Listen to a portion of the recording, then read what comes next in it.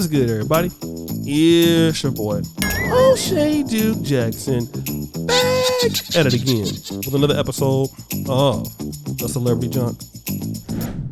Guys, I've seen some people who really doing very well and talking a lot of stuff.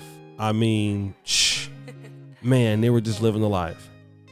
And just to see them fall, it's an understatement. And I'm not saying that to be, glad about somebody's failure, but I have to say that it is interesting to see somebody get drop back down to size, back to the level of being humbled.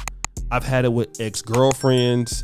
They were out there talking a lot of trash when they broke up with me, and they got the next new dude, and then you see him later, like 100 pounds later, 2 kids, no more dudes, single moms, and just they're humble now, working at Target. Humbling experience. And this is no different than what has happened with Amber Heard. Now, I got this particular story from Brother Blackest Night, but Amber Heard a few years ago was, on cloud 9.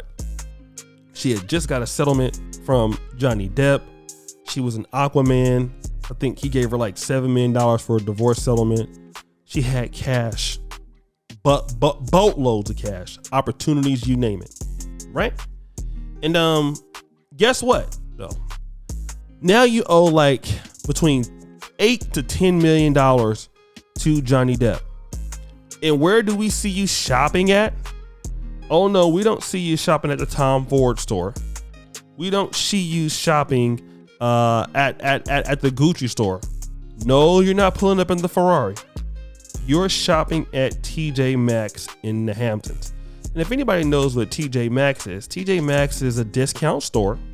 It's kind of like Marshall's or Ross, where people don't buy things, let's say like in Macy's or in JCPenney's or Nordstrom's, and so it goes to these kind of outlet stores for clearance. Now, this is not a store you typically would see wealthy people in Hollywood. Now, to be honest, wealthy people will shop there.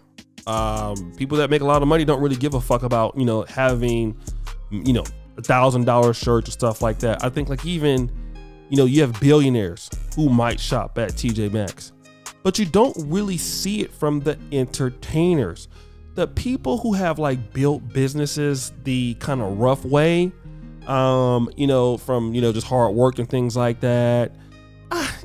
Bill Gates, guys like the Bernard Alt. Maybe you might not see them just always spending money like that all the time. In fact, I think I saw one billionaire in Mexico. He still catches like the train or something like that. But you just don't see that in Hollywood. People in Hollywood are extravagant. They live extravagant lifestyles. When we think about the rich and famous, we don't think about just hardcore people who build wealth over the years. No, we think about Will Smith. We think about Jada Pinkett. We think about rappers. We think about guys who have like Ferraris and Lamborghinis and private jets. That's what we think about. And when you think about, Amber Heard, you think about the same thing. You don't expect somebody like her to be shopping at TJ Maxx, but you do expect somebody broke to be shopping at TJ Maxx. Somebody who don't have a lot of money or penny pinching and trying to get a deal to be shopping at TJ Maxx. Even me, I don't shop at TJ Maxx. I don't really like the store, but I mean, if I'm going to get something, I can afford to at least get it firsthand. But like, you wouldn't expect somebody like her to do it. Guess what? When you're broke, you got to do it. Now, I don't know if this is like to make herself look good or to make herself look poor to get more pity from the public, because that could be it also. But Amber, get used to living this lifestyle. And it's not just you. A lot of Americans in general, American women in particular, are going to have to adopt this lifestyle. What do I mean when I say this? Again, I go back to the year of 1949. My grandfather was living in Richmond, California. He was 31 years old, a member of Macedonia Baptist Church at that time. All right, he was baptized in that year. At that time, let's say if you made $2,000 in a year, a house may cost you $5,000.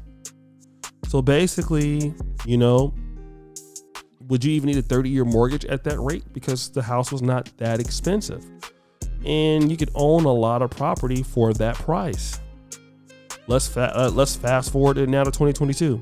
If you're a guy that makes $80,000 a year, depending where you live in the country, you can't really walk into a house that's $150,000 or $200,000 unless you live in like Jackson, Mississippi or someplace like that, or Little Rock, Arkansas or someplace like that. No, most houses are going to cost you 10 to 11 times the amount for you to live there. And let's say if you're the average woman and you're not married, it's even worse, right? Because most women don't have, those kind of good jobs. They do, but what I'm talking about, like the blue collar worker kind of guys and, the HVAC and the plumbers, work that men will typically do and make a lot more money. If you're a woman and you're making $60,000, $70,000 a year and you live in New York City or Boston and California, you can barely afford to pay rent.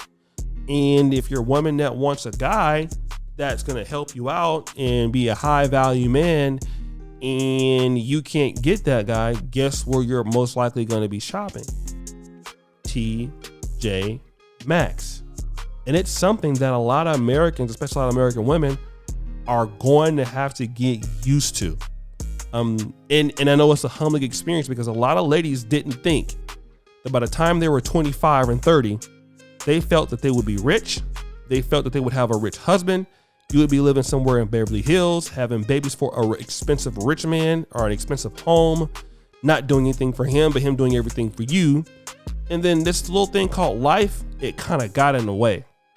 And so when life gets in the way, it's really crazy like that because now that's what it is. A lot of women just are not going to have the money in American society based on their skill set. Some will, many will not. And that does also include men. And you're not going to be able to live the luxurious life off somebody else's dollars that you thought you did or you thought you would. You're going to be living that off your own money.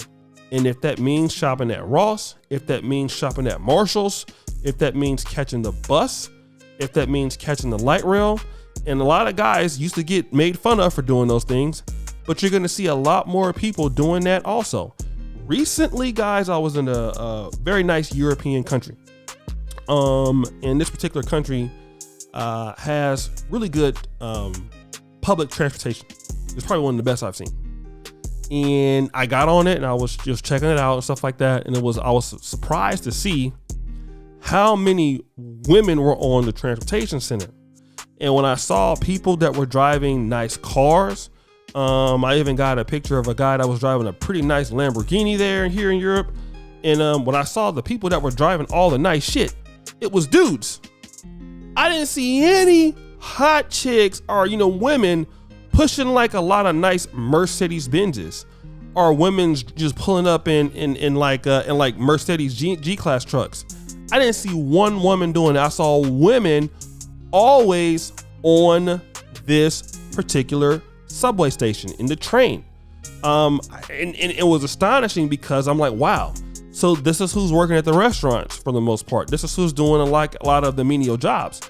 It's not really the men that was doing it. Men were doing a little bit more specialized work. The work that was a little bit more, cheap, that was women that was doing that. So it's just interesting to see how the world is turning, guys. But what do you think? It's your boy, O'Shea Duke Jackson, back at it again with another episode of The Celebrity Junk. I already appreciate you for all that you do. Subscribe to the bell. Check out the first comment at the top. And as you know, the buffoonery remains at an all-time high. I'm out.